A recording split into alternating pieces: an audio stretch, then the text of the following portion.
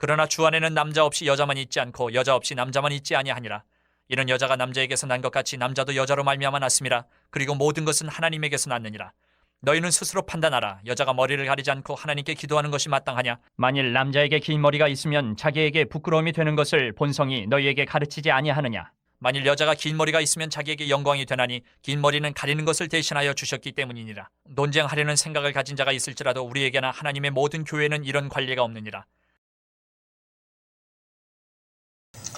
할렐루야. 6월 9일 화요일 순서입니다.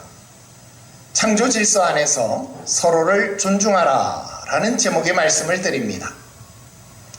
하나님은 남자와 여자를 다르게 지으셨습니다. 그 다름은 결코 우열의 다름이 아닙니다. 서로를 완성하게 하는 하나님의 지혜입니다.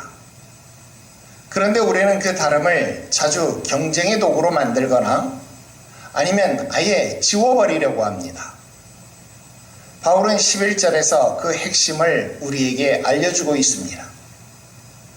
주 안에서 남자 없이 여자만 있지 아니하고 여자 없이 남자만 있지 않다고 말합니다. 창조 질서는 분리가 아니라 상호 의존입니다. 오늘 본문은 우리가 창조 질서 안에서 어떻게 서로를 바라보고 존중해야 하는지를 가르쳐주고 있습니다. 첫 번째로, 다름은 차별이 아니라 하나님의 또 다른 설계입니다. 하나님은 남자와 여자를 구별하여 지으셨습니다. 그 구별에는 하나님의 선하신 목적이 있습니다. 서로 없이는 온전하지 않도록, 또 서로를 통해 하나님의 형상이 더 풍성히 드러나도록 설계하셨습니다. 다름을 없애는 것이 평등이 아닙니다. 다름을 인정하고 존중하는 것이 진정한 평등입니다. 하나님이 만드신 다름 안에서 서로를 발견하게 될 때 관계는 더 깊어지고 공동체는 더 풍성해지는 것입니다. 내가 나와 다른 사람을 어떻게 바라보고 있는지 오늘을 다시 생각해 볼 수 있어야 할 것입니다. 두 번째로, 주 안에서 우리는 서로에게 속해 있습니다. 11절, 12절은 아름다운 말씀입니다. 주 안에서 남자가 여자 없이, 여자가 남자 없이 있지 않다라고 합니다. 여자가 남자에게서 났듯이 남자도 여자로 말미암아 세상에 옵니다. 우리는 서로를 필요로 하는 것입니다. 하나님이 그렇게 만드셨습니다. 독립이 아니라 상호 의존이 창조의 원리인 것입니다.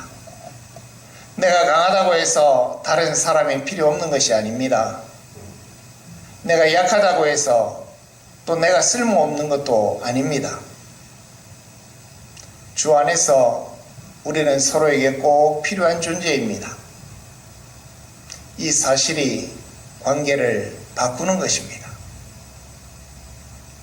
세 번째로, 상호 존중은 창조 질서를 지키는 아름다운 방식입니다.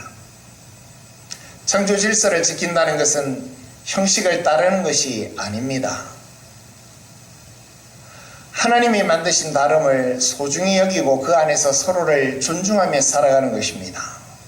존중은 상대방이 나와 같아지기를 요구하는 것이 아닙니다. 상대방이 하나님의 형상으로 지음받은 존재임을 인정하는 것입니다.